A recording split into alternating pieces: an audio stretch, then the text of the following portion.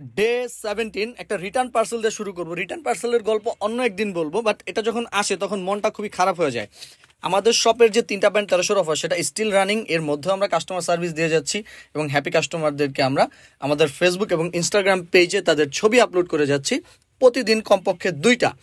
এর মধ্যে আপনাদেরকে আমি দেখাচ্ছি যে যখন কোনো কাস্টমার এসে বা যখন সারা দিনের কাস্টমাররা এসে প্রোডাক্ট পারচেস করে, এরপরে দোকানের অবস্থাটা কি থাকে, এবং এই জিনিসটাকে আমাদের প্রত্যেক দিন রিঅ্যারেঞ্জ করতে হয়।